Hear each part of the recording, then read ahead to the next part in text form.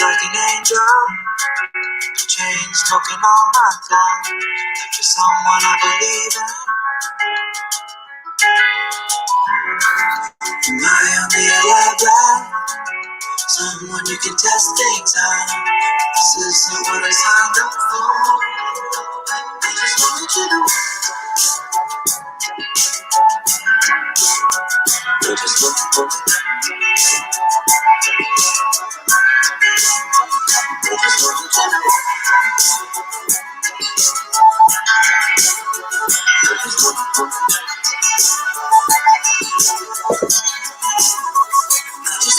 Watch me dissolve slowly in a pool of your love.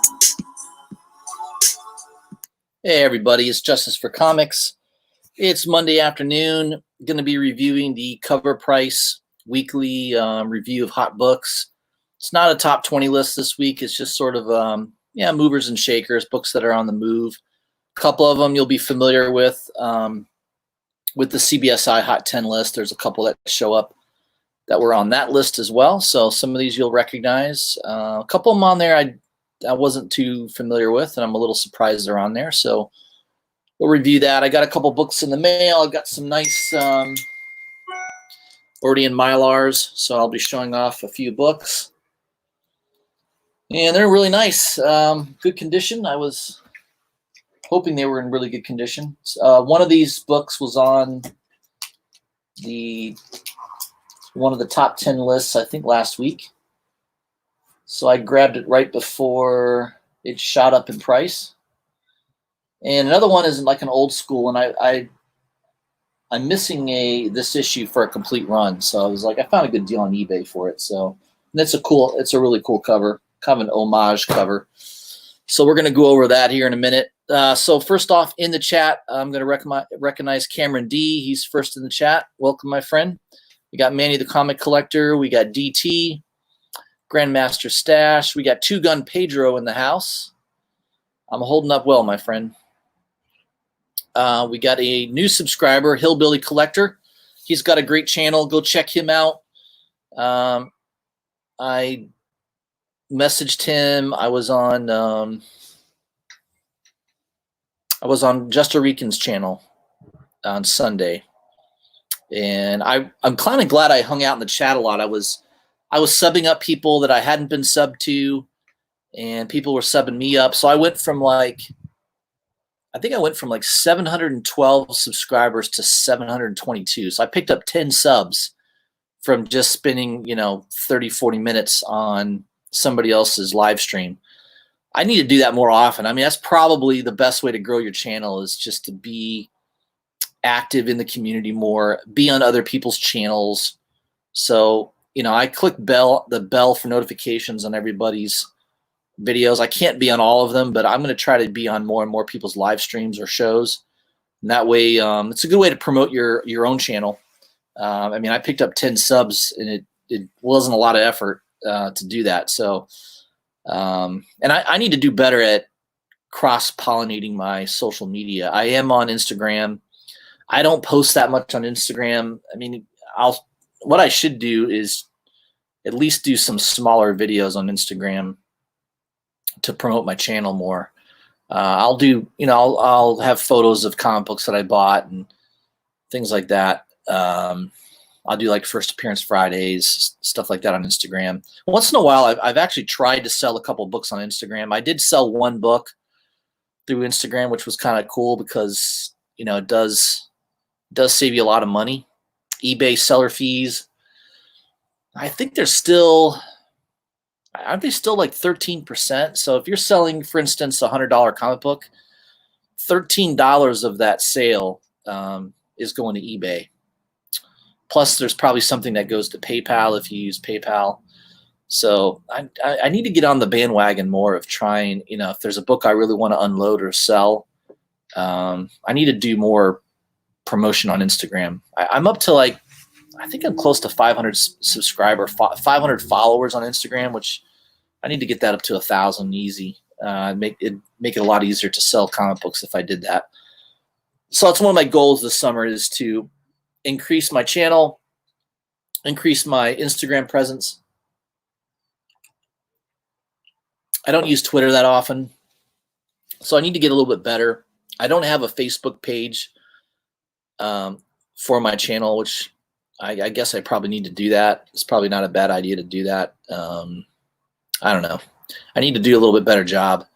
I'd be well over 1,000 subscribers if two things: if my content was better, obviously, and number two, if I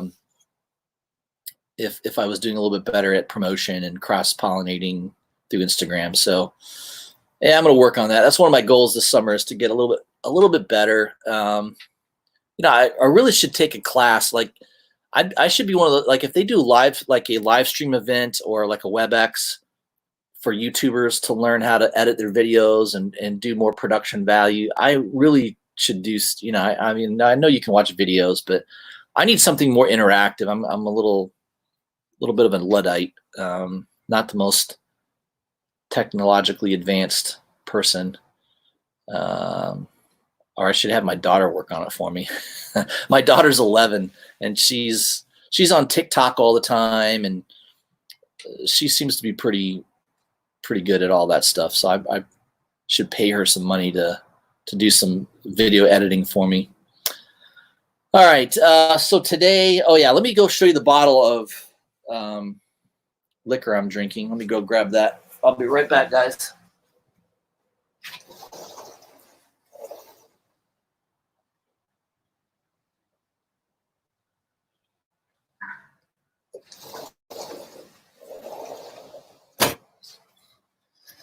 All right. I was watching Comic Jabroni's channel the other day, and he I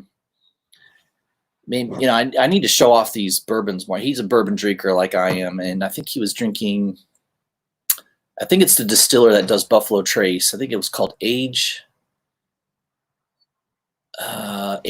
What was it called? 10-star aged, I think it was. I haven't really heard of it. I have not seen it down here. I don't know if that's, I know he lives up in Georgia, so maybe that's something that's more local, but yeah, he had a pretty cool looking bird. It looked nice, and he said it tasted pretty good. So this is a really good, I love an old fashioned. They're not the easiest to make. I mean, I've actually gone as far as like buying the cedar planks, and I have the Bunsen burner, and the trick is, if you want like a smoked old fashioned, you use an old fashioned mix. I have the bitters. You add that in there, and then I think what you do is you take an empty glass, you smoke the cedar, you burn the cedar, it creates all the smoke. You trap the smoke with the glass, and it kind of infuses the glass with the smoke. Tip it over real quick, and then you pour the mixture in, and that's basically how you make a really solid smoked old fashioned. So I kind of like old fashions. I'm an old fashioned guy. So this is the bourbon of choice. This is a Handy and Schiller signature cocktail. I guess they've been around since 1850, so they must know something about the liquor business.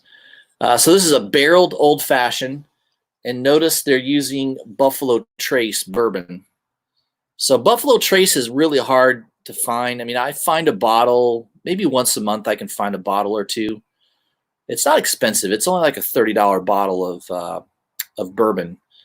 But this is really good, this old-fashioned mix. It's got some bitters in it. It's got some sweetness to it.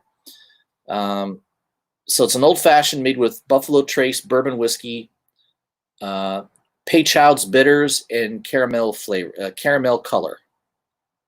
So it's produced out of New Orleans, 42% alcohol by volume. So this is a Kentucky straight bourbon through so Buffalo Traces the bourbon in this old fashioned. Now, I got this bottle for $40. It's really, really good. I mean, this is as good as any old fashioned I've had at a fine restaurant. So I will definitely be buying this again for $40. It's maybe $10 more than I would pay for a Buffalo Trace, but it has that mixture already done. I don't have to sit there and create an old fashioned. It's already done. It just, you pour it and go. Pour it with a couple ice cubes, and boom, you're good to go. So that is that is what I'm drinking. A little old fashioned, 84 proof. So it's got a kick to it. It's pretty strong, but it's very smooth. Has a really good smooth finish, and I would recommend that if you like bourbons and especially old fashions. All right, who else we got here in the chat? Yeah, I need to do a live stream with Carolina Chris. He's a good guy. I think I've been on somebody else's live stream that he was on. I can't remember whose it was, but I've been on a few live streams, and I think one time with Carolina Chris. Yeah, he's a good guy. I like him. He messages me sometime on Instagram. Yeah, I just need to hook up with him. I know he's probably got a lot of people to choose from. I'm sure I'm not the only one that's trying to do a live stream with him, but yeah, I'll have to do that. He's a good guy. And he buys a lot of the same books I buy too, so it's good. All right. Hillbilly has over 1,300 on Instagram and not even 100 on YouTube. Yeah, I think Instagram is all about frequency of posting. Like if you post 2 or 3 times a day, I think that's the best way to build your Instagram followers. It's just consistency and volume. And I probably post once or twice a week. So I'm definitely not doing it daily, which I need to do. So that's something I need to work on, definitely. Hey, Gabriel, he says, hey, Justice, you see James Tinian has a new book for Boom Studios. I got that added to the FOC today. There's a Momoko 1 for 25 variant as well. Yeah, I think I did see something. I got an email from Sanctum Santorium. Yeah, Wind, W-I-N-D, Wind, number 1. Cutoff, I guess, is next Monday, the 25th. So you've got another week. I think they're only showing the A cover so far. Let me, yeah, Gabriel's on top of it. That's right. Let me share my screen real quick here.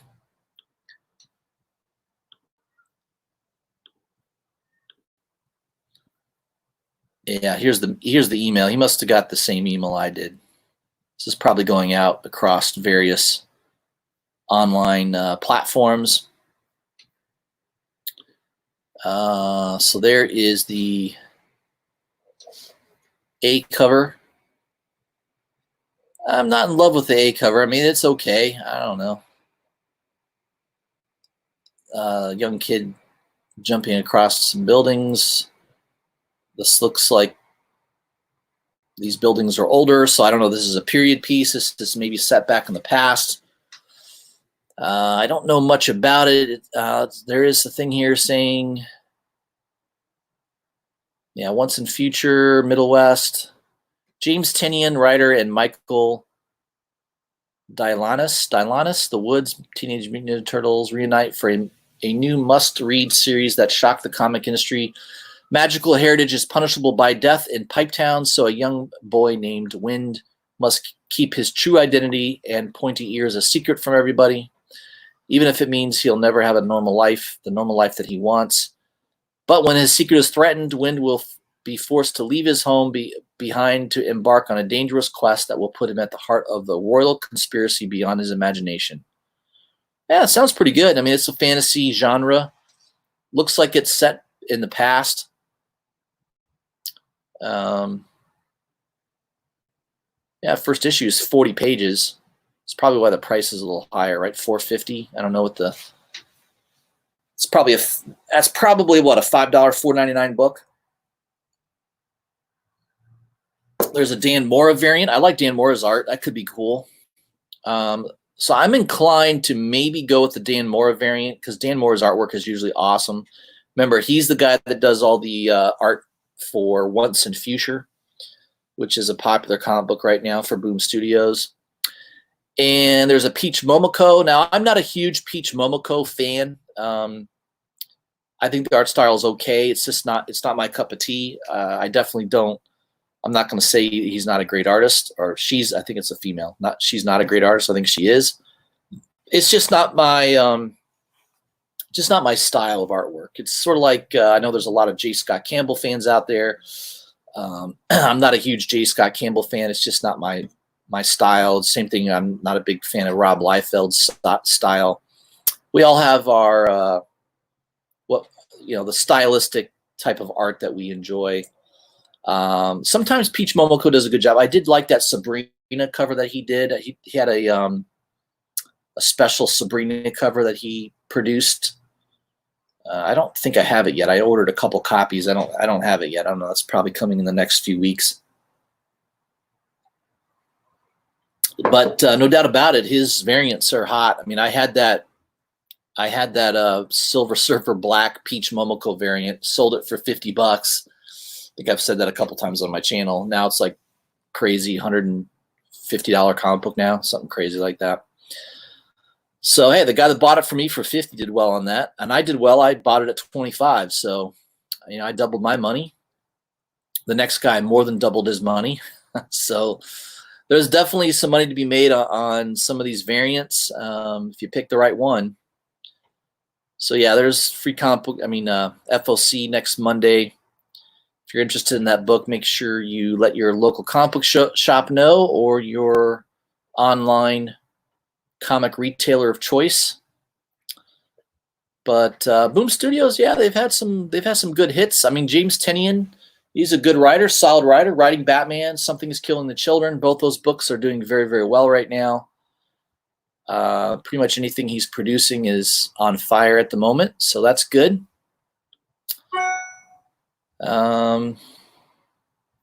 Yeah, so that's a good one. Thanks, Gabriel, for bringing that to our attention. Red Mato says I should do an auction. I should. I did a couple auctions on a few other channels, probably a year ago. I think it's probably at least a year ago. I did a few of them on Metaphorical's channel, along with Z Collects. I think Z Collects is a popular YouTuber. A lot of you guys know who he is.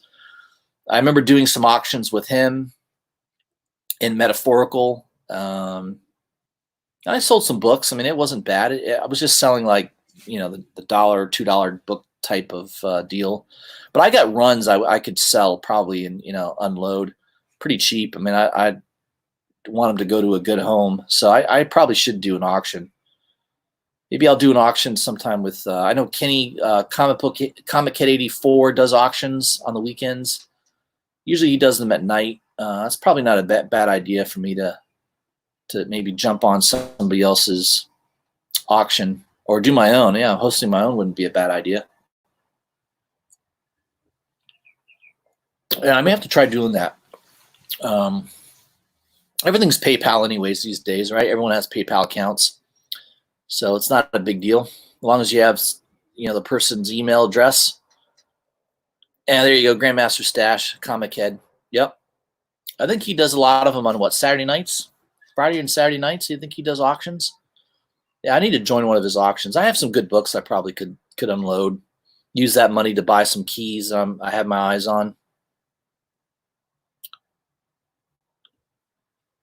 State of Comics, Cameron D says has the Peach Momoko one for $25 for $44. That's obviously over ratio. Yeah, I'm willing to pay over ratio if I really, really love the cover and just figure I'm going to buy it anyways. I don't want to miss the chance of not getting it pre-ordered. But it's tough to buy books in advance for ratio price. I mean, most websites are not going to sell you a 1 in 25 for $25. They're just not. They want to make a little bit of money on them. So 40, I mean, the cheapest I've seen on a 1 for 25 is around $40. I did pre-order that Punchline cover for Batman 92, the 1 in 25. I pre-ordered that for $40, which I think now people are paying $50 or more, so it has gone up. I pre-ordered the Clown Hunter for Batman 96, I think it is, the 1 in 25, the Clown Hunter design on the cover by Jorge Jimenez. I did order that for $40. So I have pre-ordered those 1 in 25s. Problem is, yeah, you're taking a chance. I mean, there's a good chance that book could drop back down to ratio. So if you're paying $40 plus shipping, you're paying $45 for a book that could only be worth $25. It's a little bit of risk. but sometimes it pays off. I mean, Peach Momoko for $25 was a damn good investment. You know, when you look back now, that's a big book now. So yeah, it's just one of those things. You're taking a little bit of chance when you pay over ratio. I mean, hell, you could buy a book for ratio and still lose money. I bought a book. I should have it coming in the next few weeks. I bought a 1 in 25 ratio for like $10. So, and I like the cover. So, yeah, sometimes there's deals to be had on those higher ratio books. Hey, Mike Rogers, welcome to the chat, my friend. So let's jump into it. Let me share my screen. I will dive into the CovrPrice week ending May 15th. It's sort of their weekend review. So sometimes they'll have a top 20 list. Lately, it's been sort of these weekend reviews where they're just highlighting a few books. Obviously, because we don't have as many comic books to review, probably not until the end of May. I think the end of May we should be back to a normal weekly schedule for comic books coming out. So let me just blow this up a little bit. All right. So again, this is brought by CovrPrice. CovrPrice is a website that is a good place. You know, you can subscribe to them.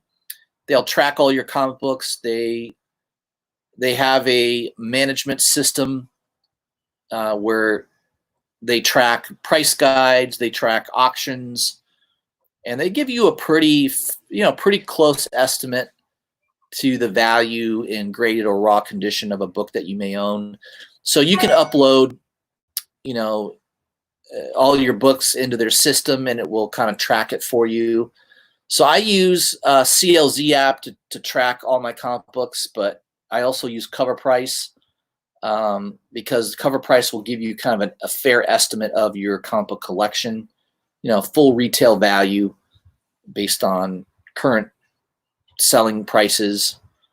So it changes based on auctions and comic book price guides and all that stuff.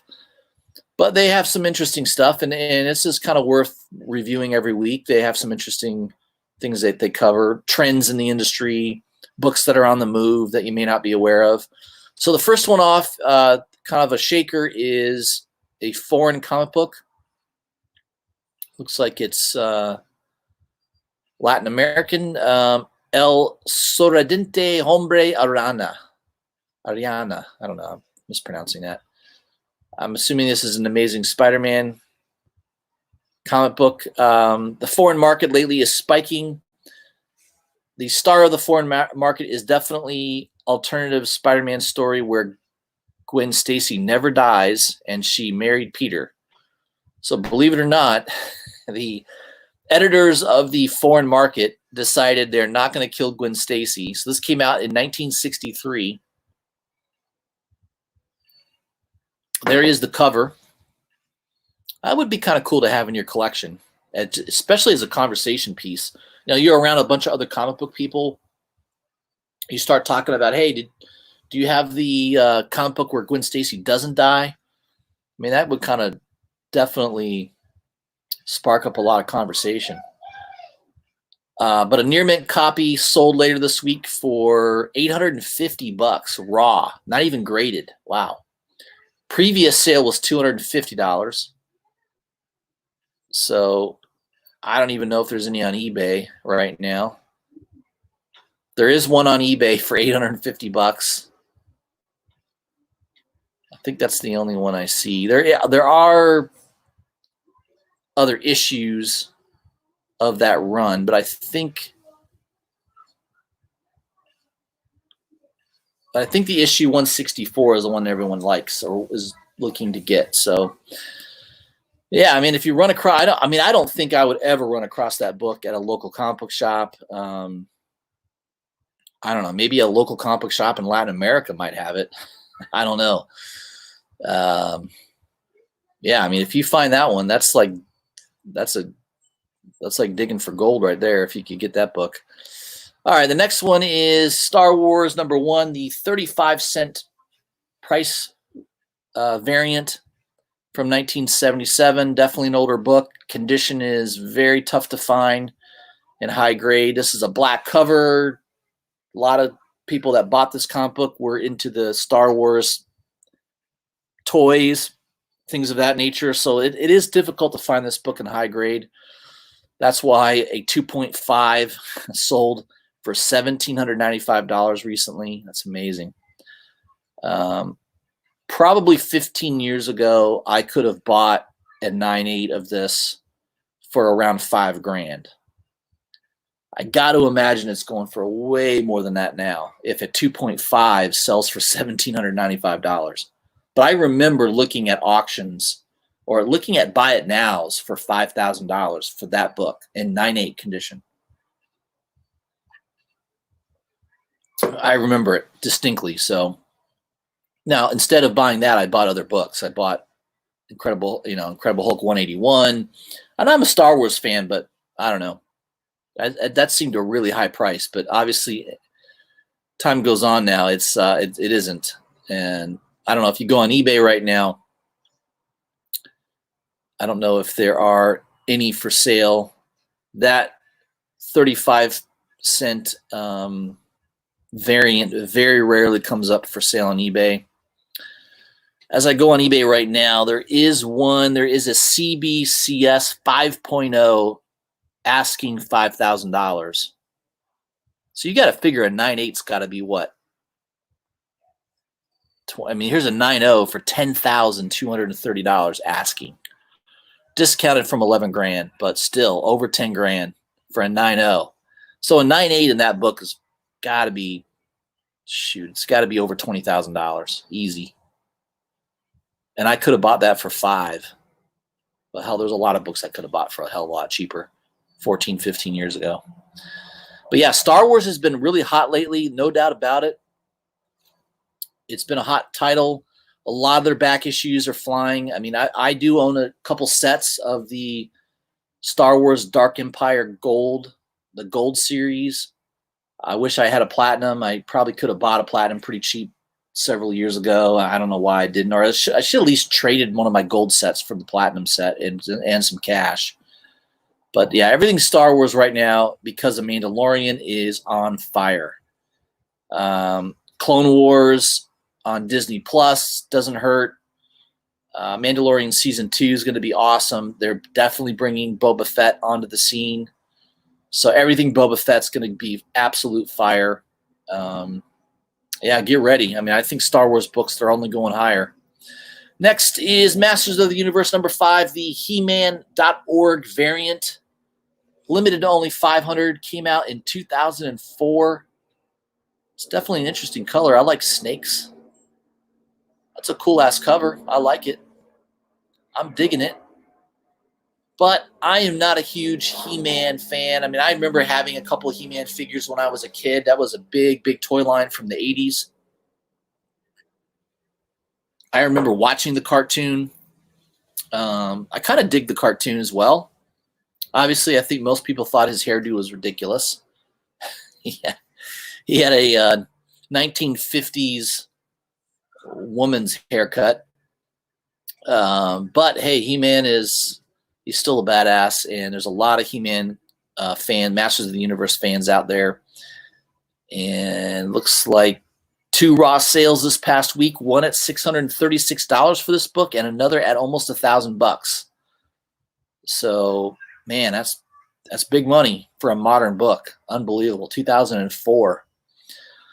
So yeah, if you're a huge Masters of the Universe fan, that's probably a grail for you. That I guess all these He-Man.org variants, which there were several, are highly coveted by the Masters of the Universe collectors, which there are a fair amount of them out there. I don't think I own any Masters of the Universe comic books.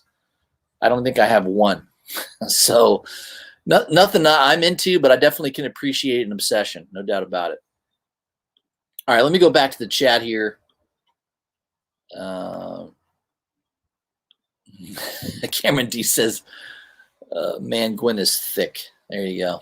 Well, the Latins like that. The Latin people love, especially men, they love that thick thigh, that thick ass.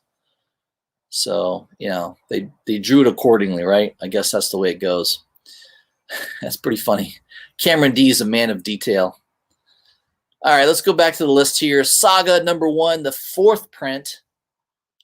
Yeah, Saga, I do have the first print. I have a couple copies of the first print. One of them actually is signed by Brian K. Vaughan. I bought them off Midtown for cover price back in the day when they came out. I think that was, 2012. I'm going to say that was older. Yeah, 2012. Didn't Saga come out before that? I'm going to say it came out before 2012. I could be wrong. That's probably right, 2012. So yeah, I have every single issue of Saga, A covers all the way through whenever they stop the run. I know they're going to reboot it at some point. I think they ended at issue 50, if I'm not mistaken. So I've got a couple copies of the first print, but yeah, this 4th print is in graded condition, is basically the same price as the first print. So you just never know. Sometimes that's why it's not a bad idea to buy later printings, because you just never know what's going to end, and down the road is going to be a little harder to find. So I probably have 2 first prints. I may have a second print of Saga #1, but I know I don't have a 4th print. I'm pretty sure I don't have a 4th print. But yeah, if you've got that book, definitely that would be a good one to get graded, because they are paying a premium for it in 9/8 condition. $300 to $350 in raw condition, so that's pretty good. All right, next one on the list is Star Wars Darth Maul, Son of Dathomir, #1, the Wizard World variant. Limited only to 1,000. That came out in 2014. It's a cool cover. I like Darth Maul. He's a badass. The only thing that I didn't like about him is he was short. Like, I know the actor that played him, Ray Park, was fantastic, acrobatic stuntman. You know, he was really good, but he was only like 5'4", so not near as intimidating as Darth Vader. I mean, Darth Maul looks kind of cool. He's got that awesome coloring to his face, the horns. I mean, he definitely looks evil, no doubt about it, but nothing beats somebody who's 6'5", you know, that's about twice the size of Darth Maul. So yeah, that's the only criticism I have of Darth Maul, is he's like, it's like Tom Cruise with some makeup. You know, he's 5'4". I'm not too intimidated by a 5'4". And yeah, I know Yoda can kick your ass. I understand. Size matters not in the Star Wars universe, but no one holds a candle to Darth Vader, in my opinion. Darth Vader's still the ultimate, in my opinion. But yeah, this book's on fire, no doubt about it. Mandalorian's season 1 did well. It's just all the Star Wars books are doing well. A lot of interest in Star Wars. And just think about it. Everyone cares so much about that TV show, and they don't ever talk about the movies. That's how much of a failure the movies were compared to the Mandalorian TV series. That Mandalorian season 1 was 50 times better than all the Star Wars movies in the last 10 years. It's unbelievably good. So thank God they did a really nice job on Mandalorian. It's definitely picking up the pace there. Next one on the list is Moon Knight #1, a Bill Sienkiewicz variant from 2014. This is definitely an awesome book. I would love to buy this book if I could get a good price on it. Problem is, at this point, trying to get a good price on this book is, man, almost impossible. I mean, finding that in raw condition is probably not going to happen at this point anymore. Anybody that owned that book sent it in to get graded. 9/8 are going for almost $2,000, $1,099 just sold. Definitely a marquee book in the modern era. Not only that, it's a dope cover. I mean, that cover is awesome. If you don't think that cover is awesome, you're blind. The thing is freaking awesome. So yeah, I can see why it commands the money it does. The The print run on that was very low.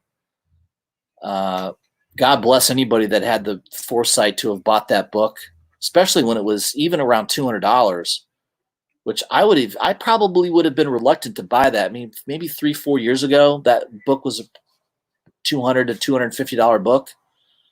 I might have been reluctant to spend that much on that book, but man, it would have been a good investment. It's crazy how the prices are for that book right now. So yeah, everything Moon Knight seems to be still pretty hot. Next on the list is Silver Surfer Black #4, the Peach Momoko 1 in 25 variant. I don't need to talk too much at length about this. I had this book, sold it for $50. Now, I guess a 9.8 just sold for $400. It's crazy. Obviously, you know, if you could predict the future, I wouldn't have sold this book. But at the time, I paid $25 for it, sold it for $50. I did well. But man, and I'm pretty sure my copy was a 9.8 candidate.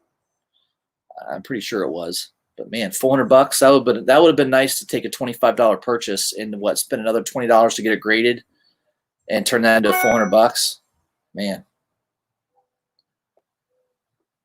So there you go. People love Peach Momoko. I mean, it's a cool cover, no doubt about it. That's why I bought it. But I didn't love it. You know, I didn't love it so much that I refused to double my money on it. So I sold it. Oh well. Next one on the list is Star Wars Clone Wars #1, the variant. Really tough book to find. Raw sale just hit $842.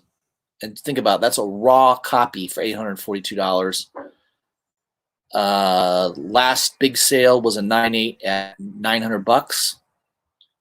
So congratulations to anybody that owns that book. If you own that in raw condition, that would definitely be worth getting graded. I would highly advise it, and I would sell it if I could get close to $1,000 for that book. I mean, think about what $1,000 can do for you for older keys. I would much rather have $1,000 towards an older key than to keep that book. So if you own that book in high grade, I would get it graded and sell it. Absolutely. Next one is Star Wars Tales #7 from Dark Horse back in 2001. So this is an older book. Cool cover. Boba Fett on the cover. That's why it's hot. Everything Mandalorian is creating buzz on these older issues. A raw copy hit $140 this week. Amazing. So if you've got that in your collection, I mean, that was probably a few months ago. That was probably a CovrPrice book or less. I would definitely that book. If someone's going to pay me $100 or more for that book, I would sell it for sure. Next one is Web of Venom #2, the second print. Again, this is another book that is selling. It's really hot right now because of Null. There's nothing significant in this book. It's not a first appearance. This is not a first cover appearance, but somebody is paying $70 to $100 in raw condition for this book. If I owned this book, I would get it graded and I would try to get $200-300 for it, and I would sell it. Null is going to be a significant character. I don't doubt that, but this is not a key book. It's a second print. It's got a little novelty to it, but long term, I don't think the prices are going to be really high on this book long term. So that's my advice. My professional advice to you is if you own this book, get it graded, get it CGC slab, and sell it. I think you'll do well. And then take that capital and put it into an older book. Next on the list is Young Allies #6 from Marvel 2010. I've never heard of this book. It's an Art Adams cover, which there are a lot of people that like Art Adams. It's an okay cover. It's nothing fantastic for me. Firestar. I guess they've been rebooting this Spider-Man and His Amazing Friends on Disney Plus. It's creating a little bit of buzz on anything Iceman and Firestar and Spider-Man. A CGC 9.6 sold for $410.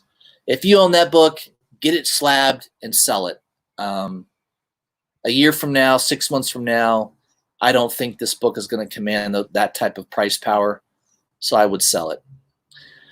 All right, rumored or optioned comic books. We've got Road Rage from IDW 2012. Don't think I own that book, but this was a collaboration between Joe Hill and his father, Stephen King. It's being developed by an HBO Max series. So this is a $10 to $20 book. There are also some variants on that book from Comics Pro and Harris.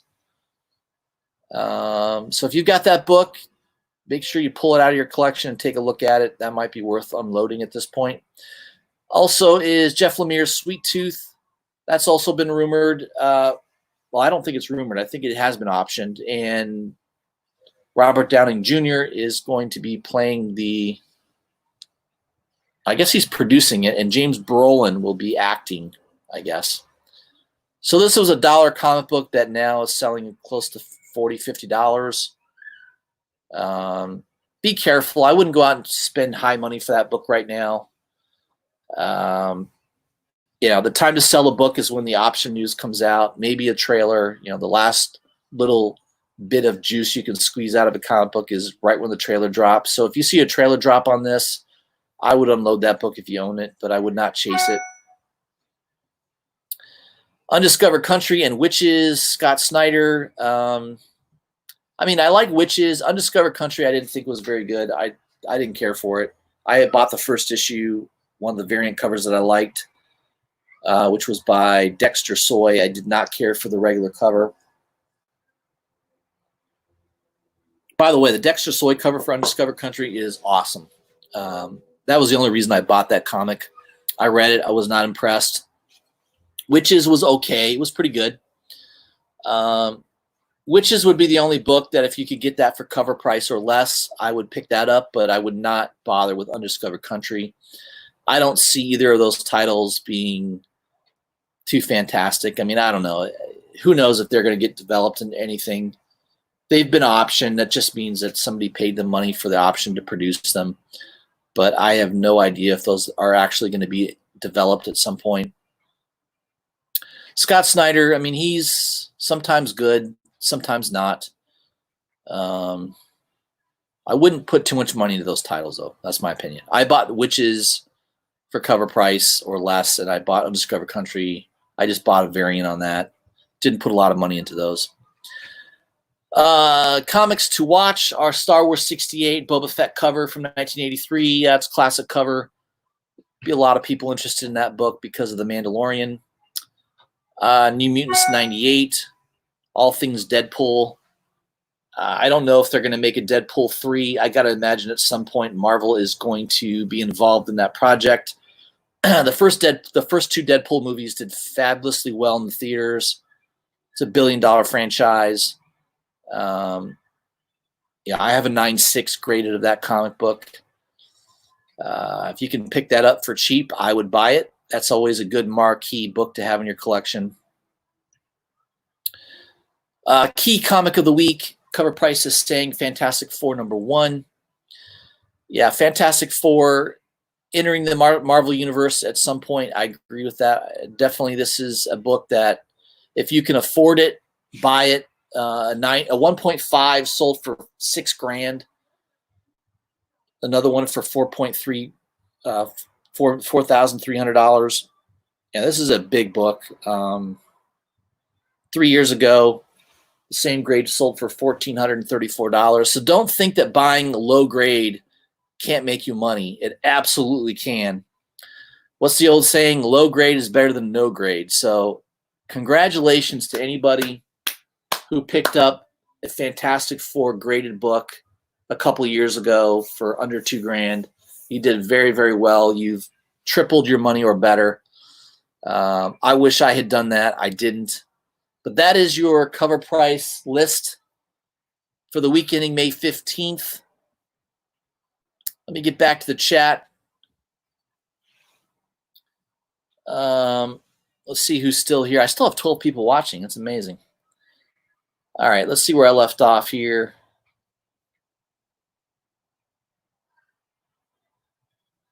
Your man Stan, I just subbed him up the other day. If you guys haven't subbed up Your Man Stan, Red Matos, Mike Rogers, Cameron D, Grandmaster Stash, make sure everybody subs each other up. Hillbilly Collector, I just subbed him up the other day. Great channels. They're producing solid content, and I want to support these channels that are still growing their YouTube channels. I mean, I was in the same spot. I'm at 720 some subscribers at this point. I was at below 100 subscribers for a long time. So it takes a while to build your channel, and a lot of it's just producing consistent content and just being interactive with people, interactive with your subscribers. A lot of my subscribers message me on Instagram. They'll ask my opinion on things. I respond to everybody. So if anybody ever wants to message me on Instagram, you want my opinion on a book, I'd be more than happy to give it. I do that all the time. You know, I've got many of you that already do that through Instagram. Justice for Comics on Instagram. You can message me anytime. Be more than happy to interact with you. If you ever want to do a live stream with me, I would love to get live stream invitations. I don't think I've ever turned anybody down for a live stream invitation. So if you ever want to do one, I have no problem jumping on your live stream and helping you promote your channel, grow your channel. I was in the same boat. I had a couple people that really helped me grow my channel to where it is. And I'll do the same for anybody else. I always like to give back to the comic book community. So if anybody wants to ever do that, feel free to hit me up.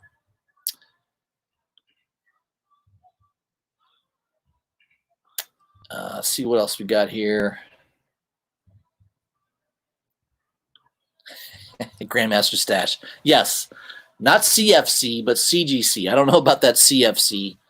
That sounds like a lower than PGX grading company. But yeah, CGC or CBSCS, I think they're good too. I think either one is fine. I think lately the comic book industry seems to gravitate more towards the CGC slab. But yeah, that would be a great one. If you own that book and you paid very little for it, I would slab that puppy and sell it. Remember, it's not a key book other than what it's a second appearance of Null on the cover, right? It's not the first appearance. Technically, the first appearance of Null on the cover is Venom number 5. That came out 2 weeks before Venom 3 third print was issued. So right now, everybody loves the Venom 3 third print, but long term, I don't know. I don't know that it's going to command the prices that it is right now. I think first print is always going to take precedence over later printings. And remember, the first print of Venom number 3 was not a big print run. That was a low print run as well. So keep that in mind. All right.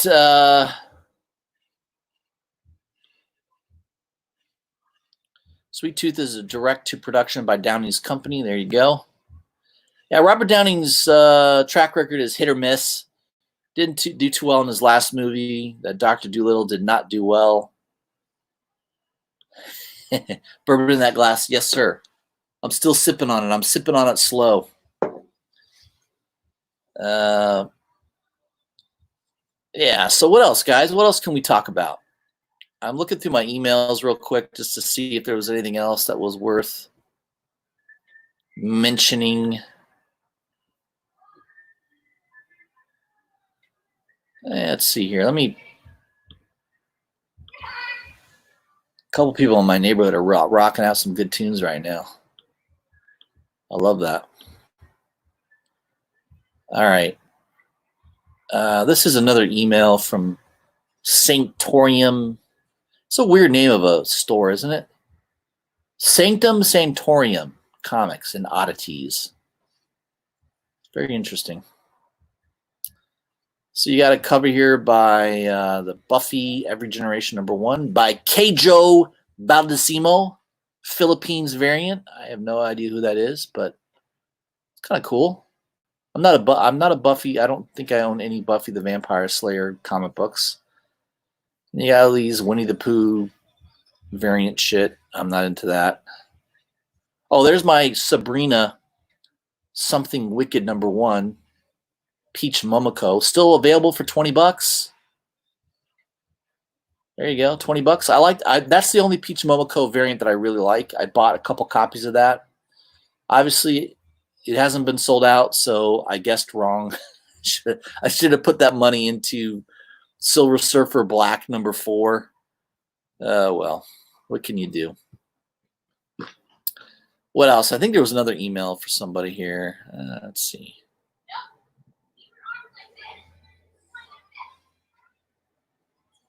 Oh yeah, Sad Lemon sending out. They've got a homage to that Adam Hughes Legion of Superheroes variant by Adam Hughes. I don't know is that Adam Hughes doing the cover? I don't know. One of them, she's topless. I mean, there's nothing better than riding on a meteor, entering the Earth's surface at a high rate of speed with your top down, because you just never know. There might be an astronaut that, or somebody in the space station that could be looking through their window and might spot you riding on top of a comet, entering the Earth's atmosphere with your top down. I mean, wouldn't your clothes just rip off automatically due to the velocity of the speed at which you're traveling? I don't know. I would think anybody that is riding a projectile into the planetary atmosphere wouldn't have any clothes. Literally. May not even have skin. I don't know. See, these are the things I think about when I'm having a couple old fashions in me. But there you go. You got a naughty and nice virgin. I'm pretty sure that both of I'm pretty sure this woman would be without any clothes at all. I'm pretty sure that cape would tear off. I'm pretty sure the top would come off. I'm pretty sure those bikini bottoms would fly off as well. I don't know. Just my opinion on that. Let's see. Mutant Beaver sent me an email. What's on here? I don't know. I don't know if I've even looked at this. So you've got a cool looking Perillo cover. Is that Perillo? No, that's not Perillo. Who is that? That is an Alexander's cover. Oh, there's the Perillo cover. Sacred 6, #1. Yeah, they got some cool looking covers. These are all store variants. Oh, I like that Vampirilla cover. I think that's, who's that by? I think that's by, I think that's Carla Cohen. Carla Cohen is awesome at drawing women. She's very in tune to the female form. There's no doubt about that. Oh yeah, Golden Apple. So I pre-ordered this for 40 bucks. Notice it's going for 50 now. So you can still get this for 50 bucks. So with shipping and taxes, it'll be like 55 to 57. You've got the 1 in 25 designer cover. That is not the first appearance of the designer, so I'm not interested in this book. Yes, it's his first cover appearance technically, but I prefer first cover appearance and first appearance. So Batman 96 is going to be far more long-term value in my opinion, because this is the first appearance in the issue of Clown Hunter, or at least first full appearance. I don't know if it's the first cameo or whatever, but first full appearance of Clown Hunter is Batman 96, and the 1 in 25 is the first cover appearance. Design variant by Jimenez. So I did grab this one in not the designer. The designer I passed on. I do like the cover, but I'm not going to pay twice ratio for it. I did pay $40 for the Clown Hunter. I do think that this has potential, possibly. I don't know. We'll see. But Tinian's on fire. Probably the hottest creator in comic books right now is James Tinian. Punchline. Still people, I mean, this came out months ago and people are still talking about Punchline. I don't know. That's my opinion. So when you guys have me on your live stream, I'll probably have a couple drinks in me and the wisdom will spew forth like a fountain. I will at least make it entertaining for you. I'll drive a lot of traffic to your channel just based on entertainment alone.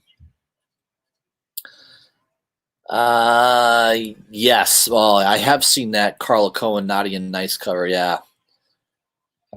If I was a single man, I would buy that. Yes. But I think if I bought that and my wife happened to gaze at it or saw it, she'd probably be fairly offended. But yeah, there's no doubt about it. That is a hot cover. Carla Cohen is good, man. Like I said, there's a couple people that should only draw females. I think Carla Cohen should only draw females. Don't even bother drawing a male figure. You're wasting your time.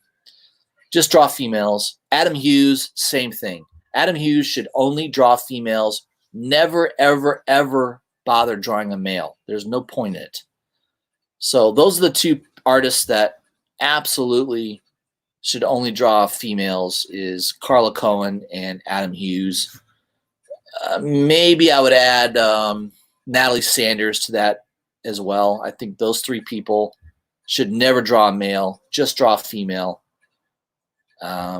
Base your career on that and you'll do well. That's my professional opinion. Clown Hunter may appear somewhere else first in a Joker War book. Yes, so that is a good point, Grandmaster Stash. Absolutely. Fantastic. Thank you for bringing that up. So make sure you pick up Nightwing, Batgirl, Batman, Detective. Make sure you have all those books on your pull list, because you're correct. You don't know where Clown Hunter might make a cameo appearance. Now, I believe the first full appearance will be Batman 96. I think James Tynion has already tipped his hat on that. I'm fairly certain Batman 96 will be the first full appearance of Clown Hunter, which there's value in that. But first cameo could be any of those other books. It could be a Nightwing 71. It could be Batgirl, whatever hell issue Batgirl's at right now. I don't even know. It could be Detective Comics 1025, whatever the hell issue they're up to. So don't neglect those books. Make sure they're on your pull list so you don't miss them, because you're right. They could show up in any of those titles. So I think those are the 4 titles, right? Nightwing, Batman, Batgirl, and Detective.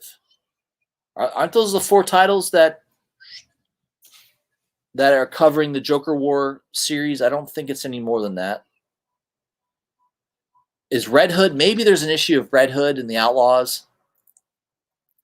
There might be 1 or 2 issues of Red Hood and the Outlaws. Yeah, Red Hood. Okay, so all right, 5 titles. There's 5 titles that are covering the Joker War series. Red Hood, Nightwing.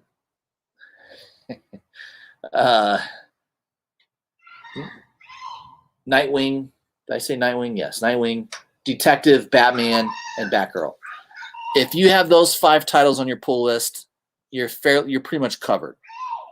So I would buy them all just in case, because you just don't know. These comic book creators like to pull a fast one on people.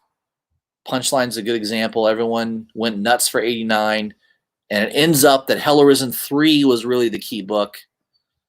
I don't know. Price-wise, I think they're still around the same value, but I think Hell Arisen 3 is going to be, I think it's going to overtake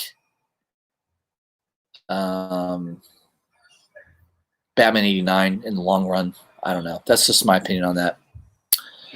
Man, I've been on here for over an hour, guys. I appreciate everybody that could chime in on the chat. I'm going to throw a shout out to Grandmaster Stash, DT, Ian Baldwin. Thank you, my friend. Your man Stan, go check out his channel as well. Who else am I missing? Red Matos. Thank you, my friend, for joining. Cameron D, of course. Cameron's always in the chat. Mike Rogers, go check out his channel. He's got a great channel. Gabriel, thank you, my friend. Hillbilly Collector, he's got a great channel. He's still trying to grow. So sub him up if you haven't already. Gabriel Fonseca, Manny the Comic Collector, he's a stalwart in my chats always. Two Gun Pedro. Don't forget Two Gun Pedro. I think that's everybody. I think I mentioned everybody. I want to make sure everybody gets a shout out. So I don't just shout out a couple people. I try to shout out everybody that I can.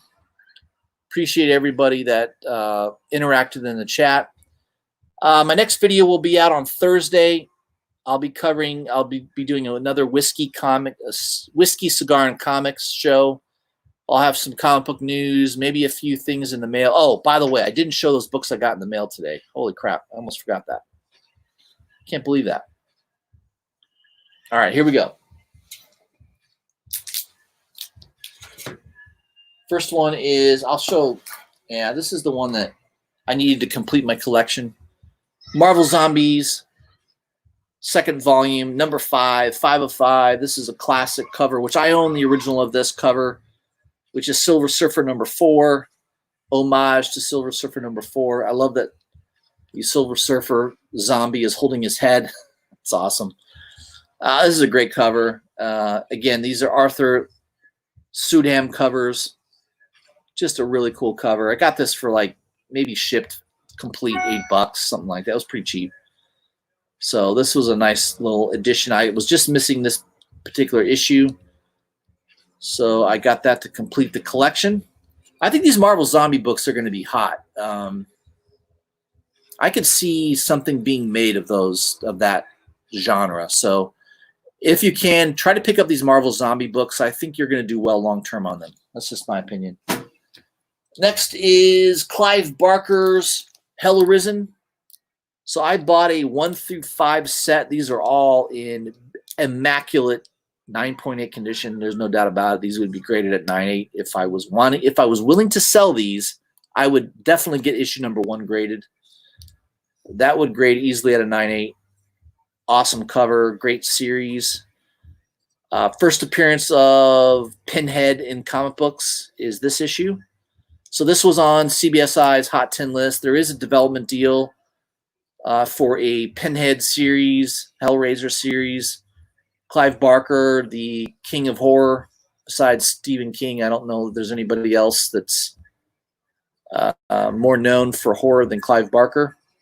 And just a cool-looking cover. Low print run on this book. I mean, this is Eclipse Comics. Not a lot of these out there. I bought the whole set for like $50. I think issue number 1 goes for about $40 of that. So I got the rest of the issues. Number 2. They're all kind of cool covers. Premium format, thick books. Number 3, number 4. Again, these are all super high grade.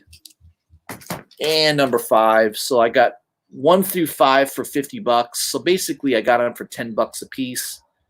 Pretty good deal, I think. I could see these books getting hotter as time goes on, especially if that series comes out and it's well received. Who knows? You never know. All right, guys. Also, last shout out to Ryan Hitkowski. I don't know if you're subbed to me, Ryan, but please sub me up if you haven't done so already, and also sub up everybody else in the chat. That's how we all grow our channels and support one another. So I appreciate everybody that's able to contribute. Ryan from the State of Comics finally getting to check out the show live. Awesome. So Ryan is from State of Comics. All right, Ryan. Hey, man, if you're ever doing a live stream, or if you're ever doing a show and you want me to be on it, I'd be more than happy to do that. Just to talk comics or whatever subject you want to go into, I'd be more than happy to do that. Again, I am a comic connoisseur, humble man. Been in the comic book industry for, I don't know, 35 years. I own a lot of comic books. I have a collection that is upwards of 7,000. I own a lot of key books. I've been collecting for many, many years. I know a lot about comic books, so be more than happy to add to anybody's channel that wants my expertise and wants to utilize me. Feel free to reach out to me. I'm on Instagram, Justice for Comics. Feel free to reach out to me. I would love to help anybody out. Appreciate everybody that's contributing to the show here. I'll be on Thursday again for Whiskey, Cigar, and Comics, my regular Thursday show. I am going to try to get Economics and Comics. That's a big YouTuber in the community. Most of you know who he is. I'm going to try to get Billy on my show. If not this week, next week, I'm going to reach out to him and figure out maybe a day and time. Try to give everybody advance notification on that. So that should be a good show. Billy and I, we see eye to eye on many, many things in the comic book industry, especially as far as artwork goes. So stay tuned for that. All right, everybody, have a great Monday, great start of the week, and I'll see you soon.